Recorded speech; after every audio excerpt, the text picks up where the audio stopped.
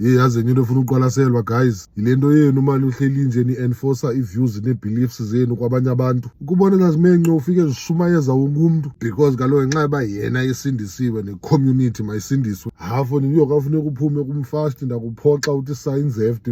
Ndiyeke mna fondini khandinike itshantsi nami kifike laa nto apha kum le ifikileyo apha kuwe nawe. Nantsi intona yam uThepiso apha isano-celebrate 100 days without utywala. Good for him, hlala phanja yam. Zange namva nangemini eyi-1 ke nake sithi hey Thobz uyeka nini obutywala okanye masiye ejimini siyobaleka. Never. Uhleli apho uziphushela iwe yakhe ngoline wakhe. Akanasmoko mosesiye etywaleni intona yam sihamba soyi-2 afike ke phaa jayivela ababeyonce bakhe. Uyandiwarisha futhi fondini yoh engathi uyeke utywala wayeka nempundu. I-100,000 zinyuka zisehla apha phambi kwakhe ingathi akaboni fuck all. Ningandivi rongo guys, andisho baxashiyeke kwi-group ziyele ezampundu. But kaloku kuyafuneka la entertainment fondini. Ingabi ngathi sisendlini esibani.